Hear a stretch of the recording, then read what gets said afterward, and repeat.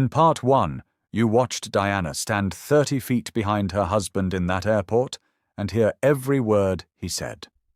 But here is the question nobody could answer. If Marcus said he was not going to that airport, why was he there? Blackhan Family. He was not there for Diana. He was there to pick up Camille. She was on a flight that landed at 11:45 that same morning. Gate 12. 2 gates from where Diana walked through. And Marcus had been standing in that terminal for 20 minutes, flowers in the car, afternoon planned, phone call made, telling his friend his wife could find her own way home. He had the whole day arranged, until Diana walked through those doors first. Stay with me, because part 2 is where everything Marcus thought he buried comes up. Welcome back, Blackhan Family. And if you are new here, you picked the right moment to show up. This is part 2 of one of the most talked about stories on this channel. Go back and watch part 1 first so you do not miss a single thing. And if you are already family, hit that subscribe button, turn on every notification, and let's get all the way into this. Because part 2 does not ease you in. It starts running and it does not stop. Diana had not slept more than 2 hours. Not because she was broken. She had already moved through the breaking. Quietly, alone, somewhere between 2 a.m. and 3 a.m. in Vivienne's guest room, with the city lights bleeding through the curtain, and nothing but her own mind for company. She had allowed herself exactly that. 1 hour of falling apart in the dark where nobody could see it. And then she had pulled herself back together the way she always did, methodically, completely, leaving no visible seam. By 4 a.m. she was sitting up. By 5 a.m. she was thinking clearly. By the time the sun came through the window, she had already decided 3 things. 1. She was going to find out everything. Not the version Marcus had offered her in that parking structure. Careful, calculated, shaped to give her just enough truth to feel like honesty. Everything. The real shape of what had been happening inside her marriage while she flew to conferences and won cases and planted hydrangeas and told herself the distance between them was just stress. 2.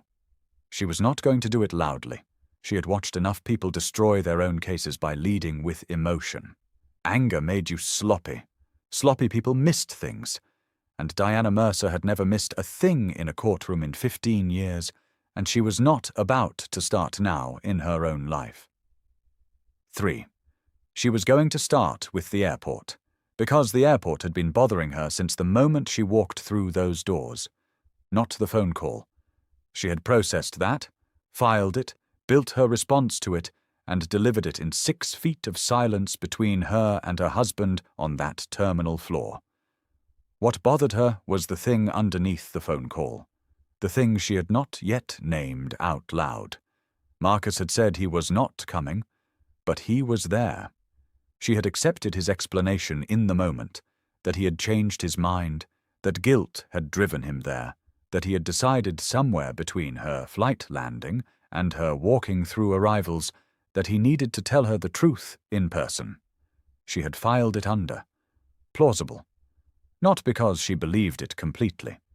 Because she had bigger things to deal with in that moment, and she had learned, over 15 years of law, that you do not chase every thread at once. You pick the most urgent one. You pull it all the way to the end. Then you go back for the rest. She was going back for the rest now. She picked up her phone, opened the conversation with Camille from the day before. The bank statement was still there, photographed and filed in her own camera roll now, every number memorized. She scrolled up. Read the conversation from the beginning. And then she stopped. Camille had said something during that call, a detail so small that Diana had noted it and moved past it in the moment because the bank statement had arrived immediately after and swallowed everything else. She had said, "I was landing that morning anyway. I thought he was going to tell you about us. I thought that was why he was there. When I came through arrivals and he wasn't at the gate, I assumed he had changed his mind."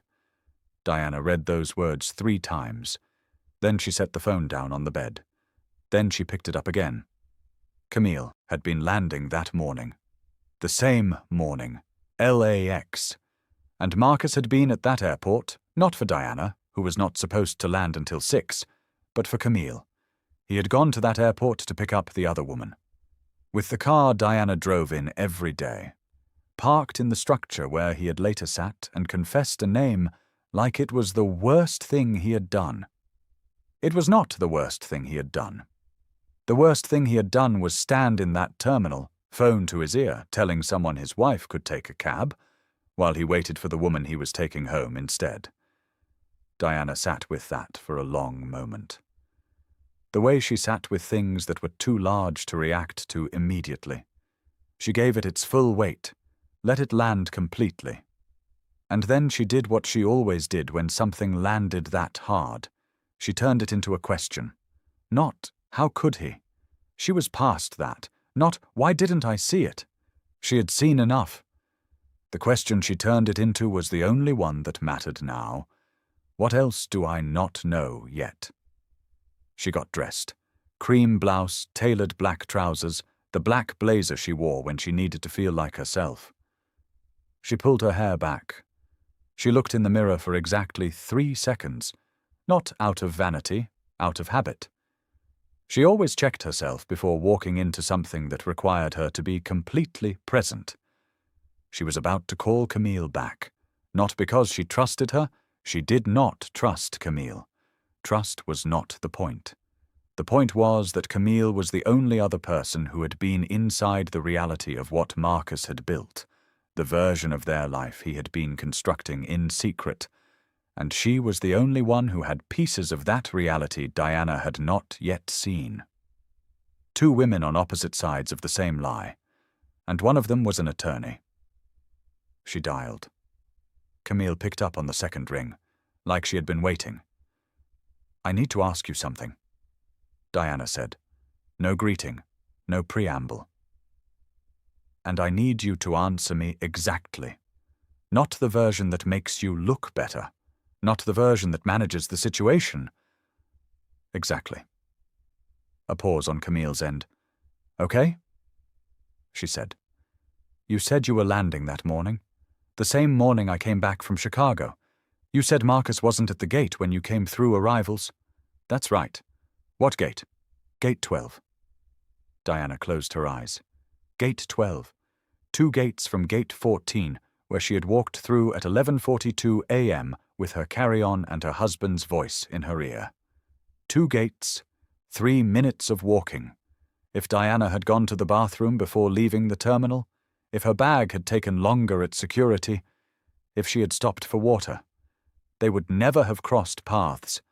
Marcus would have collected Camille from Gate 12, walked her to the car, driven her home, to Diana's home, the home with the hydrangeas and the marble countertops and the blue coffee mug, and Diana would have landed at 6 and taken a cab, and walked into a house that smelled like someone else had been in it and thought she was losing her mind.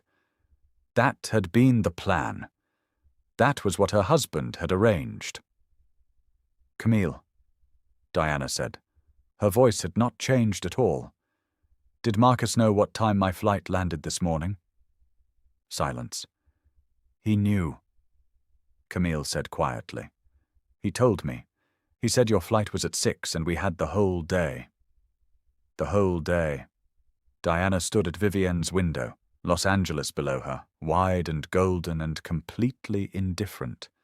She thought about Marcus standing in that terminal 2 gates away, phone pressed to his ear, laughing, telling someone she could grab a cab, not just dismissing her, replacing her, in real time, in the same building. And then Diana had walked through the wrong doors at the wrong time, and the whole carefully constructed afternoon had collapsed in the 30 feet between them. "Thank you," Diana said. "Diana, I have everything I need." Diana said, "Get your attorney, today." She ended the call. She stood at that window for a long time, not crying, not shaking, just standing, the way a woman stands when she has just received the last piece of information she needed to understand the full picture. And the full picture is worse than she thought, and better than she feared, Because at least now she knows. At least now it is all visible. At least now she can see exactly what she is dealing with. Marcus had not gone to that airport for her. He had gone for the other woman. And Diana had shown up 2 hours early and walked into the middle of his carefully planned afternoon like a woman who had been doing it her whole career, walking into rooms where she was not expected, finding the truth nobody had arranged for her to find, and standing in it without flinching. She had not taken the taxi. She had never been going to take the taxi. And Marcus, standing in that terminal, laughing on that phone, so certain of his own plan, had never seen her coming. Let me ask you something before we go further. Marcus had that entire day planned. Camille landing at gate 12. Diana is not due until 6. Everything is arranged. And the only reason any of it unraveled, the only reason Diana found out a single thing, was because she changed her flight, and nobody told him. Now here is the question. How many people are living inside a plan their partner made right now, and they have absolutely no idea? Drop a 4 in the comments if you think Diana is just now finding out how deep this really goes, because she has not even reached the bottom yet. And if someone sent you this video and you are watching part 2 without seeing part 1, stop right now. Go watch part 1 first, then come back. You need the full story. This channel was built for people who want the whole truth, not just the parts that are easy to hear. Subscribe, turn on notifications, and let's keep going. The fire does not stop here. Sandra Osei had been practicing family law in Los Angeles for 22 years. She had sat across from CEOs, celebrities, professional athletes, and sitting judges. She had handled dissolutions that involved private jets and offshore accounts and children in 3 different countries. She was not easily surprised. She was not easily moved. She had built her entire reputation on being the most composed person in whatever room she walked into. She looked up from the documents Diana had placed on her desk and said, "Diana, this is not a divorce case." Diana looked back at her. "I know what it is. This is financial fraud." "I know what it is, Sandra." Sandra set the papers down, folded her hands on top of them, looked at the woman sitting across from her. The woman she had known for 9 years, had referred cases to, had watched build one of the sharpest legal minds in the city, and understood that Diana Mercer had not come here for comfort or for counsel. She had come here for ammunition. "The account goes back 37 months. Diana said. "The deposits are irregular, different amounts, different intervals, which tells me he was being careful about triggering any automatic flags. He structured it deliberately. That is not a man who opened a savings account for a rainy day. That is a man who has been executing a plan." "How much of the marital estate do you believe passed through this account?" "I don't know yet. That is why I need the forensic accountant here today and not Monday." Sandra nodded once, picked up her phone, made a call that lasted 45 seconds, set it down. "James Okafor will be here in an hour," she said. "He is the best in the city. He has traced hidden assets in 14 states and 2 foreign jurisdictions. If Marcus moved money through this account that belongs to the marital estate, James will find it. Every dollar, every transfer, every date." "Good," Diana said. Sandra studied her for a moment. "How are you doing? And I mean that as your friend, not your attorney." Diana looked at the window. Downtown Los Angeles stretched outside it, glass towers, morning light, the city going about its business with complete indifference to the fact that one of its residents was sitting in a law office reconstructing the architecture of 11 years of her life. "I am doing what needs to be done," Diana said. "That is not what I asked." A pause, long enough to be honest. "He was there to pick her up," Diana said, "at the airport. He had the whole day planned. She was landing at gate 12. I came through gate 14, 2 gates. If I had not changed my flight, if I had landed at 6 the way he expected, he would have spent the entire afternoon with her, in my house. and I would have come home to a glass rinsed and put away and never known the difference. The room was very quiet.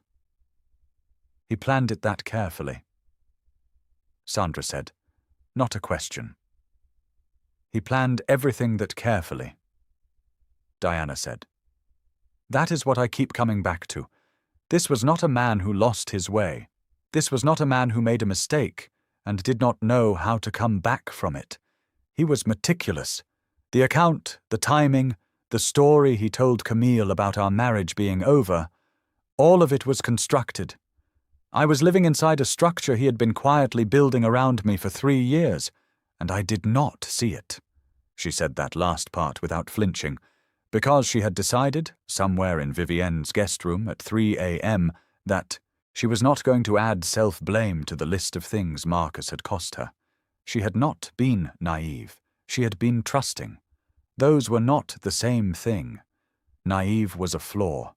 Trust was something she had extended deliberately, consciously to a man who had taken it and used it as cover. That was his failure, not hers. She had decided that at 3 a.m. and she was not reopening it. "Diana," Sandra said carefully, "there is something else you should know before James gets here." Diana looked at her. That specific look, steady, ready, the look of a woman who has already decided she can handle whatever is coming. "I got a call this morning," Sandra said, "before you arrived, from an attorney, a family attorney named David Park. He was calling as a professional courtesy to let me know that his client intends to file for divorce." Diana said nothing. "His client," Sandra continued, "is Marcus." The silence that followed was different from every other silence in this story. It was not the silence of shock. It was not the silence of grief. It was the silence of a woman whose mind has just received a piece of information that shifts the entire landscape, and is already, before a single second has passed, repositioning everything she knows in response to it. Marcus had hired an attorney, not after Diana told him to, not in response to anything she had done. He had already had an attorney. David Park had called Sandra Osi as a professional courtesy, which meant David Park had been retained before today, which meant Marcus had been in contact with a divorce attorney before Diana had walked through that arrival's gate, before the confrontation in the parking structure, before the kitchen table, before any of it, which meant the conversation in the parking structure, the confession, the name, the 4 months, the "I don't know what I want," had not been a man caught off guard. It had been a man who already had representation managing what he said. "How long has David Park been retained?" Diana said. Her voice was absolutely level. Sandra hesitated. 1 second. That was all. But Diana caught it. "Sandra, David indicated his client retained him approximately 6 weeks ago." 6 weeks. Diana did the math without meaning to. 6 weeks ago she had been in the middle of a case, a long, brutal corporate dispute that had consumed her for 3 months, kept her at the office until 10 most nights, reduced her time at home to mornings and weekends. 6 weeks ago Marcus had sat across from her at the kitchen table on a Sunday morning and asked how the case was going, and she had talked for 20 minutes, and he had listened and nodded and refilled her coffee. 6 weeks ago he had already spoken to a divorce attorney. He had sat there, coffee in hand, asking about her case, listening, nodding, already represented. Diana placed both hands flat on Sandra's desk, looked at them, then looked up. "I want everything," she said, quietly, completely. Every asset, every account, every dollar that moved through that marriage in 11 years. I want James to go back to the beginning, not just 37 months, the beginning.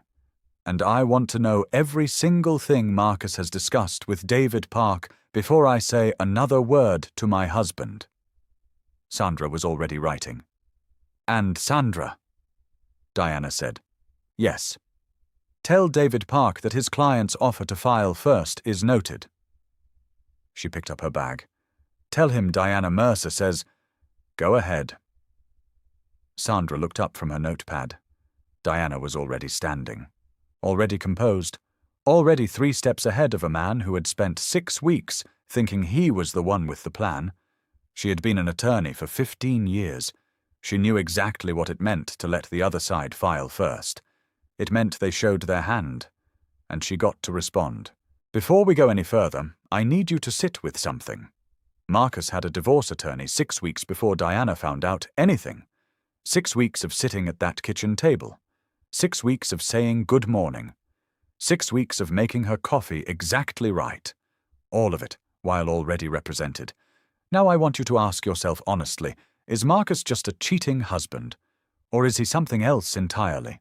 Drop a 5 in the comments right now, because Blackhan Family, James Okafor, just sat down with Diana's financial records, and what he found in the first 20 minutes is going to change everything you thought you understood about this marriage.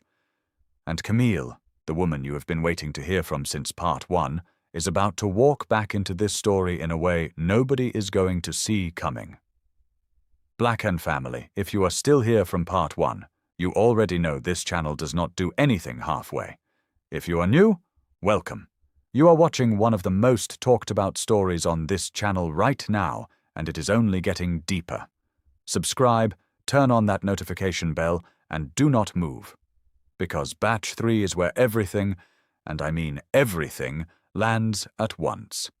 James Okafor did not look like a man who spent his days dismantling other people's financial secrets. He was soft-spoken, methodical. He wore reading glasses on a chain around his neck and carried a battered leather briefcase that looked like it had survived more courtrooms than most judges. He shook Diana's hand when he walked in, sat down across from her and Sandra, opened his laptop without ceremony, and said, "Walk me through what you know. Start at the beginning." Diana walked him through it. Everything. The account Camille had found. The 37 months of deposits. The amounts, irregular, structured, deliberate. The timing, beginning 3 years ago, the same year Marcus had handled the refinancing of their home. She spoke for 11 minutes without stopping. James listened without interrupting, typing notes she could not see, his expression giving away nothing. When she finished, he looked up over his glasses. "The account Camille photographed?" he said. "Is that the only external account you are aware of?" "It is the only one I have documentation for," Diana said carefully. She was an attorney. She knew the difference between those 2 sentences. James nodded, looked back at his screen, typed something. Then he said, without looking up, "In my experience, and I have been doing this for 19 years, when a person structures one hidden account this carefully, it is rarely the only one. The first account is the one they built for comfort, the one they check on Sunday mornings and feel secure about. The others..." He paused, looked up. "The others are the ones they built for escape." The room was completely still. "How long will it take you to find them?" Sandra said. "Give me access to 11 years of joint financial records and 48 hours. James said, "I will give you every account, every transfer, every dollar he moved and where it went." Diana slid a folder across the desk. "You have access to everything." James opened the folder, began reviewing, and for the next 20 minutes, the only sounds in Sandra Ossie's office were the soft tap of a keyboard and the occasional turning of a page. Diana sat with her coffee and did not fidget. She had learned early in her career that the worst thing you could do while evidence was being examined was fill the silence with anxiety. She sat still and let James work, and watched the city outside the window, and thought about the hydrangeas. They would be blooming soon, full and heavy and blue. She had chosen that variety specifically because they bloomed late, after everything else had peaked and begun to fade. She had always liked the idea of something that waited. That took its time. That arrived after everyone had stopped expecting it and bloomed anyway. She had planted them 4 springs ago. Marcus had stood in the garden and watched her do it and said, "You and your projects. Not unkindly, just, with the particular fondness of a man who did not fully understand the woman he had married, but appreciated her anyway. Or so she had thought. She understood now that she had misread that fondness completely. It was not appreciation. It was relief. The relief of a man whose wife was occupied, whose wife had projects and cases and ambitions that kept her looking forward, kept her from looking too closely at him. She had been the perfect cover. Her phone buzzed. She looked at the screen. Camille. Diana held up one finger to Sandra and James, stepped to the side of the room, answered. Camille. I just received papers. Camille's voice was not panicked. It was the voice of a woman who had woken up that morning already carrying too much and had just been handed something heavier. From David Park, Marcus's attorney. They were delivered to my apartment 40 minutes ago. Diana was already still. What kind of papers? A non-disclosure agreement. A breath. He wants me to sign away my right to speak about the relationship, about the pregnancy, about everything. In exchange for... She stopped, started again. In exchange for a payment, a single payment, and full legal coverage of the pregnancy medical costs. Nothing after that. The office was silent enough that Diana could hear traffic 20 floors below. He wants to buy your silence, Diana said, flat, precise. Yes. While you are pregnant with his child. Yes. Diana looked at Sandra. Sandra had put her pen down. Her expression was the expression of a 22-year attorney who had just heard something that moved a divorce case into a completely different category of proceeding. Do not sign anything, Diana said. Not one page, not one line. Do you understand me? I was not going to, Camille said quietly. I called you first. Something in that landed differently than Diana expected. She called you first, not her own attorney, though Diana had told her to get one. Not a friend. Not her family. Diana. The wife of the man who had just tried to purchase her silence. Camille had called the one person in this situation who had every reason not to help her, and she had called her first. Send the papers to Sandra Ossie's office, Diana said. Right now. Photo them and send them. And Camille... A pause. Do not open your door to anyone from David Park's office again without your attorney present. Today. Get your attorney on the phone the moment we hang up. Okay, Camille said. You did the right thing calling, Diana said. She ended the call, turned back to the room. Sandra was already writing. James had looked up from his laptop, reading the shift in the room the way experienced people read rooms, without being told, without being asked. Marcus sent Camille an NDA this morning, Diana said. Through David Park. Single payment. Full silence. No ongoing support for the child. Sandra set her pen down with a precision that meant something. He is trying to sanitize, she said. He knows you are moving. He is trying to contain every loose end simultaneously. He's not containing them, Diana said. He is creating evidence. She sat back down. An NDA sent to a pregnant woman through a divorce attorney while a forensic accountant is examining marital finances. That is consciousness of guilt. That is a man who knows exactly what is in those records and is trying to build walls around it before anyone can see inside. James looked at her with the expression of a man who had just watched someone else do his job better than he could have done it himself. Mrs. Mercer, he said, I need to show you something. He turned his laptop around. On the screen was a spreadsheet, columns of dates, amounts, account numbers. Diana scanned it the way she scanned everything, quickly, precisely, her eyes moving left to right, assembling the pattern before her conscious mind had caught up to what the pattern meant. Then her eyes stopped. One column, transfer destination, an account number she did not recognize, and beside it, a name. Not Camille. Someone else entirely. Diana looked at the name for a long time, long enough that Sandra, sitting beside her, leaned forward to see what she was looking at. Long enough that James, watching her face, set his glasses down quietly on the desk and waited. Now she understood. The NDA was not just about Camille. Marcus was not trying to contain one loose end. He was trying to contain all of them. Before anyone found what James had just found, before anyone saw the name on that screen and understood that the story Diana had walked into at gate 14, the story she had believed, at its worst, was about a 4-month affair and a pregnancy, was not that story at all. It never had been. "How long?" Diana said.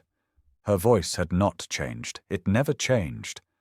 But something behind her eyes had shifted, a door opening onto a room she had not known existed inside the house of her own marriage. "The transfers to this account begin 8 years ago," James said. 14 months after your wedding." 8 years, not 4 months, not 3 years, 8 years. Diana sat back in her chair, slowly. The way you sit back when the ground beneath you has just revealed itself to be an entirely different ground than the one you thought you were standing on. Camille was not the beginning. Camille was not even close to the beginning. The name on that screen, the account receiving transfers from Marcus Mercer for 8 years, 14 months into their marriage, was a woman named Lauren Cho. Diana did not know that name. She had never heard it in 11 years, not once.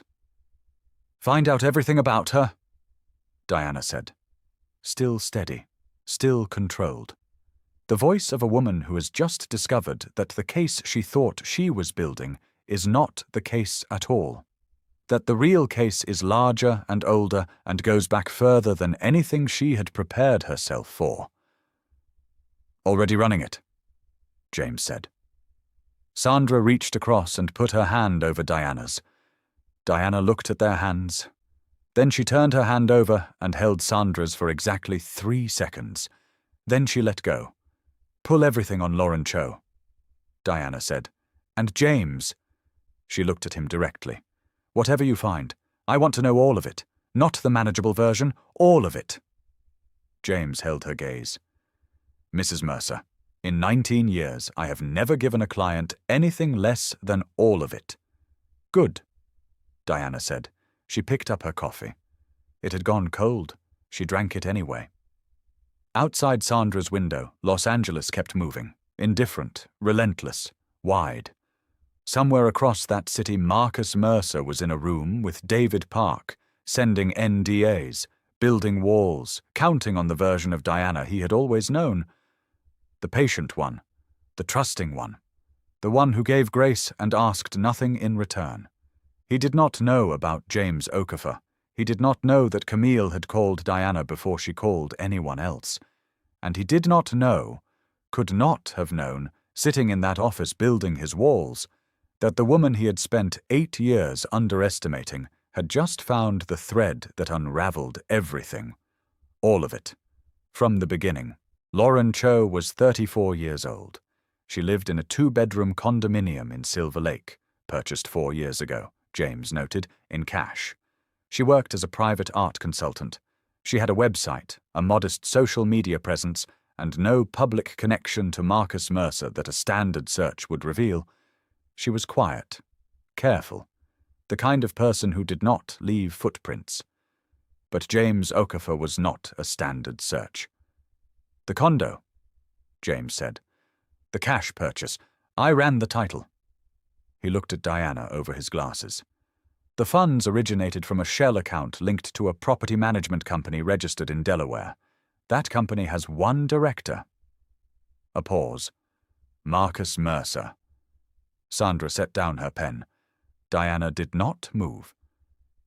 "He bought her the apartment," Diana said. Not a question.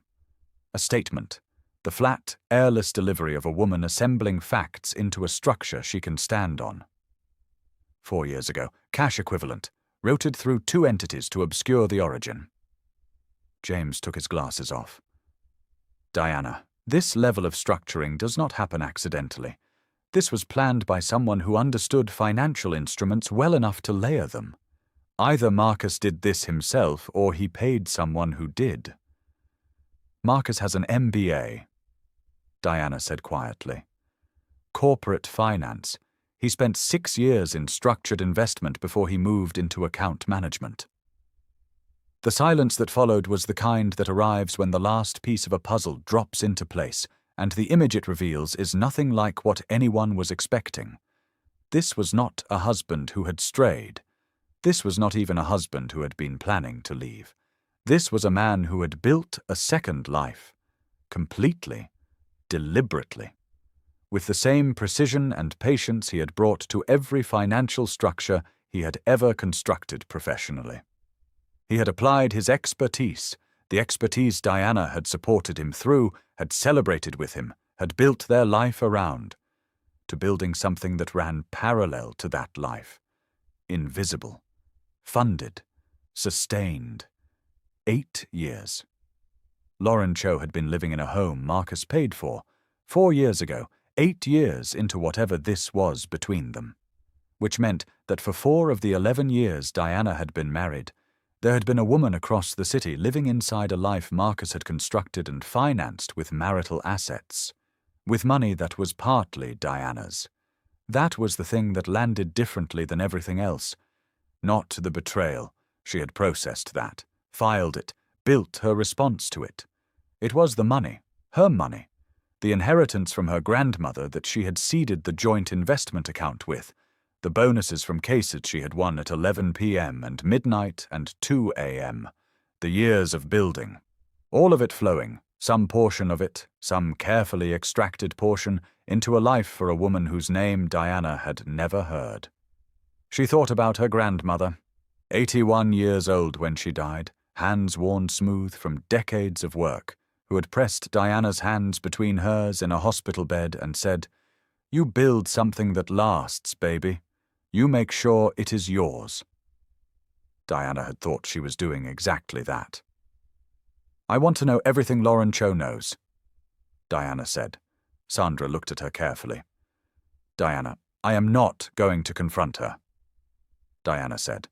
"I am not going to call her. I am not going to show up at her door." She looked at Sandra directly. "But I need to know what she knows, whether she knew he was married, whether she knew about Camille, whether she understood what she was living inside of." "Why does that matter?" Sandra said. "For the case. It matters to me," Diana said simply. And that was the whole answer. Not strategy, not legal positioning. It mattered to her as a human being to know whether there was another woman across this city who had been deceived the way she had been deceived, or whether Lauren Cho had known exactly what she was participating in and chosen it anyway. Those were 2 entirely different things. And Diana Mercer had always believed that the truth, the full, unedited, uncomfortable truth, was the only foundation worth building anything on. James was already typing. It took him 22 minutes. What he found, pulled from digital records, property documents, a paper trail that Marcus had tried to make invisible, but that James had spent 19 years learning how to read, was this. Lauren Cho had met Marcus 9 years ago at an industry event. She had been working for a gallery. He had been there with clients. They had exchanged numbers. 3 months later the transfers had begun. Small at first, unremarkable, the kind of amounts that could be explained a dozen different ways if anyone ever looked. No one had ever looked, because Diana had never had reason to. The transfers had grown over time, consistent, reliable. The pattern of a man who had made a decision and committed to it completely. 4 years ago the condo, 2 years ago a car, registered in Lauren's name, paid through the same Delaware entity. There were travel records James had found through credit card data, hotels in San Francisco, New York, once in Paris, dates that Diana could place without trying. A conference she had attended in San Francisco 2 years ago, 3 days, Marcus at home. A deposition in New York 18 months ago, 4 days. Marcus managing things from home, he had said. Paris. She had been there herself, a separate trip, a firm retreat, she had called him from the Eiffel Tower, and he had said, "I miss you already," and she had believed him. She sat with that for a moment. The Eiffel Tower, his voice on the phone, "I miss you already." She let herself feel it, completely, for exactly the time it deserved. And then she set it down. "Does Lauren Cho know he is married?" Diana said. James hesitated, which told her the answer before he spoke it. "Based on the duration and the pattern," James said carefully, "it would be unusual for her not to know." Diana nodded, filed it.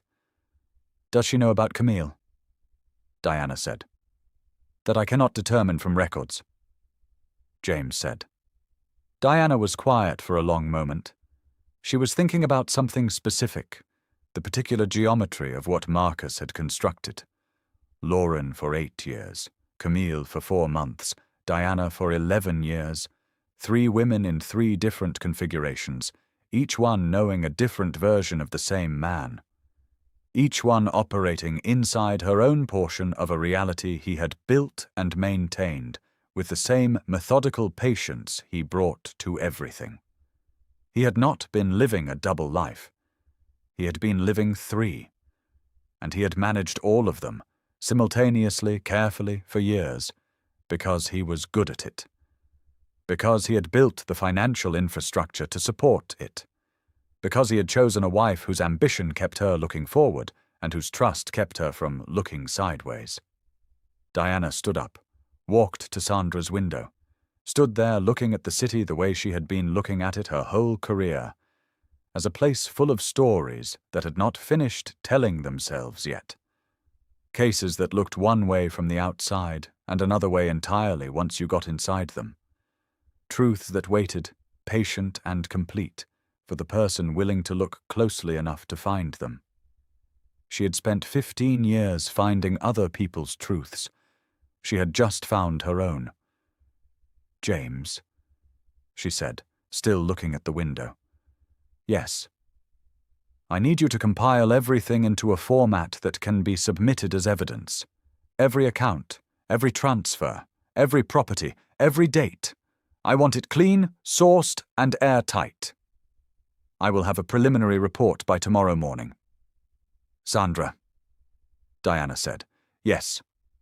When David Park files, and he will file, probably by end of week, I want our response ready within 24 hours. I want Marcus to understand from the first document he receives that there is no version of this that ends the way he planned." "Understood," Sandra said, already writing. Diana turned from the window. She looked at the 2 people in that room. James with his battered briefcase and 19 years of finding what people tried to hide. Sandra with her notepad and 22 years of making sure the right person walked away with what was theirs. She had the right people in the right room. She had the evidence. She had the truth, all of it, the full unedited version, not the portion Marcus had measured out for her in a parking structure. What she did not have, what she had not expected to still be carrying, standing in this office with the city behind her and the case taking shape in front of her, was the weight of a specific memory that had arrived uninvited while James was compiling his records and refused to leave. 6 weeks ago, Sunday morning.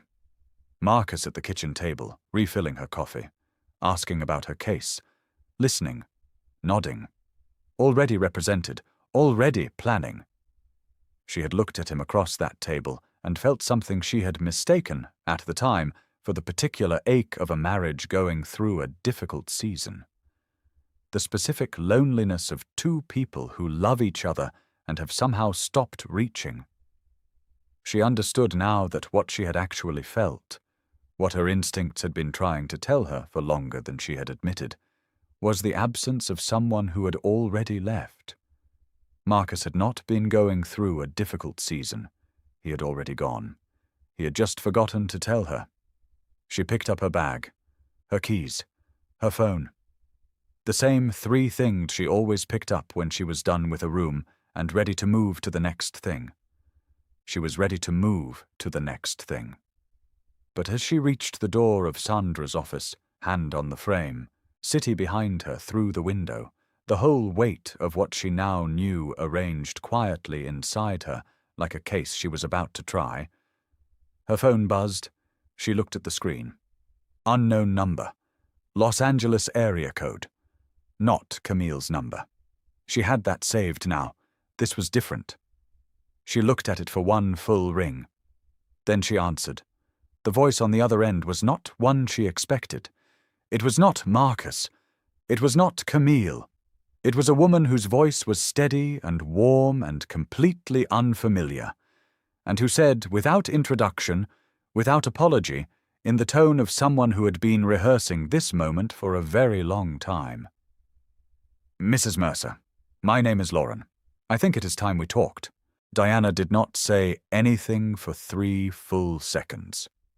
3 seconds is a long time on a phone call, long enough for the other person to wonder if the line has gone dead, long enough to wonder if they have made a mistake, long enough for a woman like Diana Mercer to make 4 decisions simultaneously and arrange them in the order she intended to execute them. Lauren, Diana said, how did you get this number? Not, who are you? Not, why are you calling? Those were questions that revealed surprise. Diana did not reveal surprise. Marcus's phone. Lauren said, he left it at my apartment 2 weeks ago.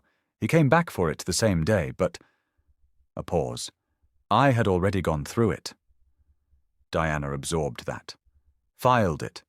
2 weeks ago, before the airport, before the parking structure, before any of it. Lauren had already been sitting on Diana's number for 2 weeks, turning it over in her hands like a stone she could not decide whether to throw. What made you decide to call today? Diana said.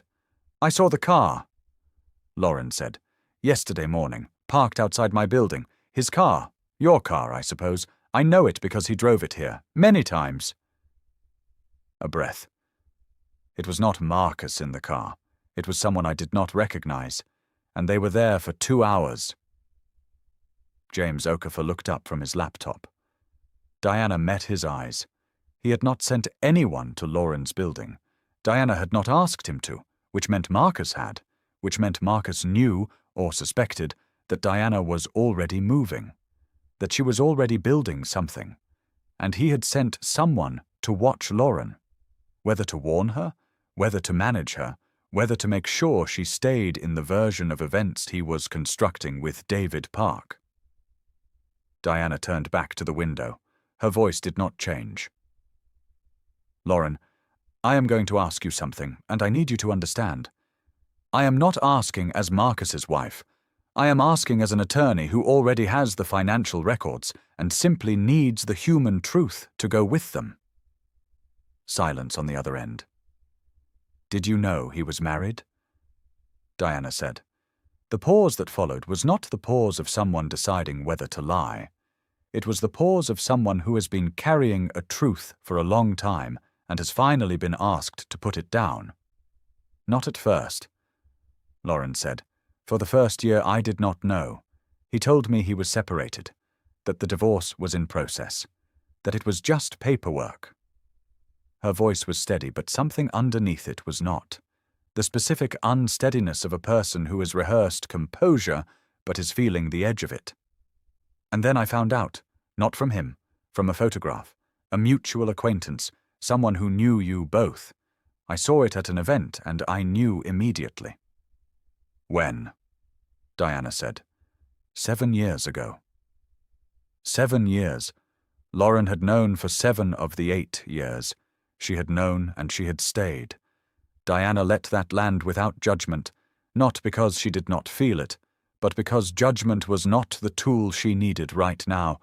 Understanding was, the full picture was. Why are you telling me this? Diana said. The same question she had asked Camille, but she asked it differently this time, not with suspicion, not with pressure, with genuine curiosity. Because Lauren had carried this for 7 years without telling anyone, and she was choosing to tell Diana now, today, after seeing a car outside her building. That was not nothing. That was a decision that had cost something. Because he sent someone to watch me, Lauren said. Her voice had shifted, the composure still there, but something beneath it had hardened. And I have spent 7 years being managed and handled and kept in a box that Marcus built, and I am done. A beat. I am done being part of something I did not design, and I think you deserve to know what you were actually married to, not the version he is going to give David Park. The real one. Sandra and James were both completely still. Diana turned from the window, walked back to the desk, sat down, picked up a pen.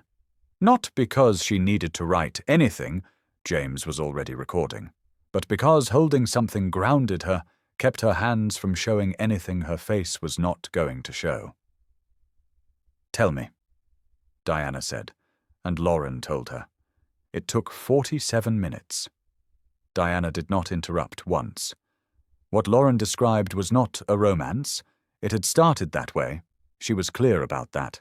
And Diana believed her, because the alternative was a level of calculation that even now, with everything she knew, was difficult to assign to the man she had shared a bed with for 11 years.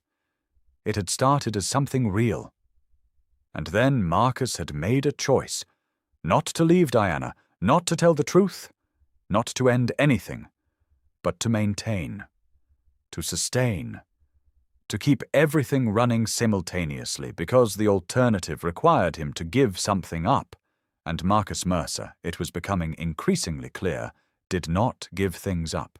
He accumulated. Diana, Lauren, Camille, 3 women who each believed they understood the shape of their relationship with him. 3 women who each had access to 1 room of a house he had built, and only he had the key to all of it. The account in Delaware. Lauren said near the end of the call.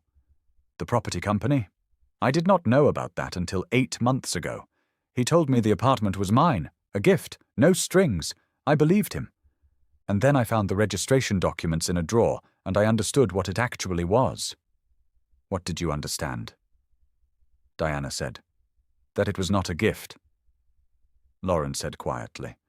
It was a lease. He owned it. He paid for it, which meant he could take it back, which meant I was not free. I was secured, like an asset. A long pause. That is when I started keeping records.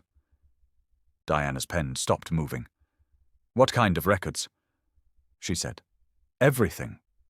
Lauren said. Dates, conversations, transfers. I have 7 years of records, Diana, 7 years of documentation that I kept because I did not know what I was going to do with it, but I knew that one day someone was going to need it. The office was so quiet that Diana could hear the ventilation system running somewhere above the ceiling. 7 years of records. A woman Marcus had tried to secure as an asset had spent 7 years quietly, methodically, building exactly the kind of evidence that an attorney would need to dismantle everything he had constructed. Diana thought about what James had said, about the first account being the one built for comfort, the others being the ones built for escape. Marcus had been building his escape for 3 years. Lauren had been building hers for 7. Lauren, Diana said, I need you to get an attorney. Today, not tomorrow. I already have one. Lauren said. I retained her 3 months ago. Of course she had. Send me everything, Diana said. Through Sandra Osie's office. I will text you her secure email right now. Everything you have, every date, every record, all of it. It is already compiled, Lauren said. I have been waiting for the right moment to send it. This is the moment, Diana said. The call ended. Diana set the phone on Sandra's desk, looked at it. Then she looked at Sandra, who was looking back at her with the expression of a woman who had practiced 22 years of composure and was currently using all of it. 3 months ago, Diana said. "Lauren retained her attorney 3 months ago. Marcus retained David Park 6 weeks ago." She paused. "He found out Lauren had a lawyer and he went and got his own. He was not filing because of me. He was filing because Lauren moved first and he panicked." Sandra let that land. "Which means," Diana continued, "that the divorce filing, the one David Park called to notify us about this morning, was not Marcus taking control of the situation. It was Marcus running from it." James Okafor closed his laptop slowly, looked at Diana with the expression of a man who had spent 19 years watching people unravel other people's secrets and had just watched the most thorough unraveling of his career happen in a single morning. "What would you like to do?" Sandra said. Diana stood, picked up her bag, her keys, her phone.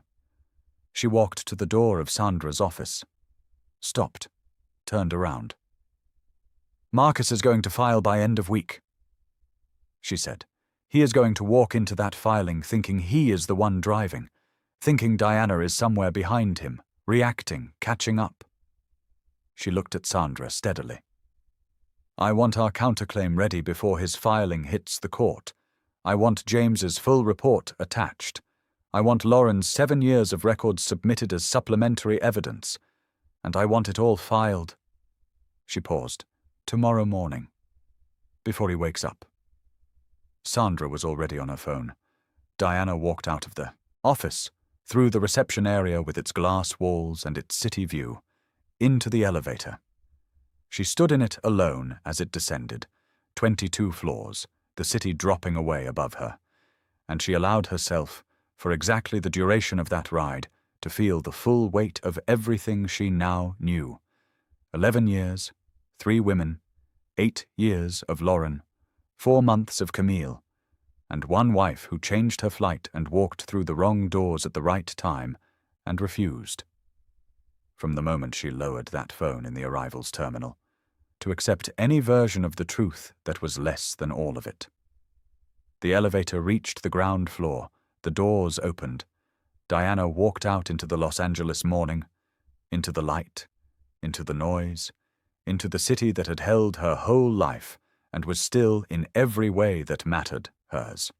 Her phone buzzed. Sandra's secure email. Lauren's files had arrived. All 7 years, compiled, dated, sourced. She did not open them yet. She would open them tonight, at Vivienne's kitchen table, with coffee that was actually hot and the particular focus of a woman who had found all the threads and was now deciding in exactly what order to pull them. She walked to her car, got in, sat for 30 seconds, the same 30 seconds she always gave herself before something significant. Just to arrive, just to be completely present in the moment before she moved through it. And in those 30 seconds, sitting in that car, city around her, 7 years of evidence in her phone, and 19 years of James Okafor, and 22 years of Sandra Osi, building a wall around everything that was hers. She thought about Marcus, not with anger, not with grief, with something that was almost, not quite, but almost, pity. Because Marcus Mercer had spent years constructing the perfect plan, the exit account, the shell company, the attorney on retainer, the story about the marriage being over that he had fed to Camille, the apartment that was never really a gift that he had given Lauren, the version of himself he had maintained for Diana, patient, present, just going through a difficult season. He had planned for everything. He had not planned for this.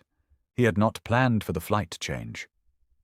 For gate 14, for a phone call accidentally answered in the middle of a laughing conversation about how his wife could find her own way home. He had not planned for Camille to find a bank statement in a kitchen drawer. He had not planned for Lauren to spend 7 years keeping records in case the day came when she needed them. He had not planned for 3 women who did not know each other to end up, on the same week, all moving in the same direction, toward the truth, toward him. He had told his wife to take a taxi. He had built a whole plan around the assumption that she would.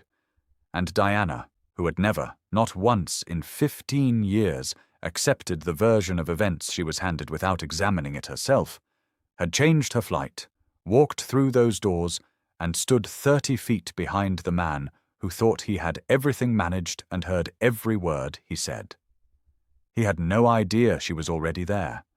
He still had no idea what was already in motion. Tomorrow morning, before he woke up, he would find out. Diana started the car. She had work to do. Blackhan Family. You made it. From gate 14 all the way to that elevator. From a phone call accidentally answered to 7 years of records arriving in a secure email. You stayed through every single batch of this story, and that means everything to this channel. Now I need you to sit with the questions this story left in your mind, because I know they are there. You are wondering what happens when Marcus wakes up tomorrow morning and sees that filing. You are wondering what Camille does now that she knows she was not the only one. You are wondering whether Lauren, who spent 7 years keeping records in an apartment a man bought with his wife's money, walks away free or walks away with something more. And you are wondering what Diana looks like on the other side of all of this. Not the Diana standing in that arrivals terminal with a phone at her side and a husband 30 feet away who did not see her coming. The Diana who came out the other side. The one who filed first. The one who built the case. The one who sat in that elevator for 22 floors and felt the full weight of 11 years and walked out into the Los Angeles morning and got to work. Part 3 is coming. And it starts in a courtroom. If this story moved you, share it right now. Send it to somebody who needs to hear it. Because somewhere out there is a person living inside a plan someone else made for them, and they do not even know it yet. And maybe this is the story that wakes them up. Subscribe if you have not. Turn on every notification. Because Part 3 is going to hit harder than anything you have seen in Parts 1 and 2 combined. We are not done. We are just getting started. I will see you in Part 3, Blackhan Family. Don't you dare go anywhere.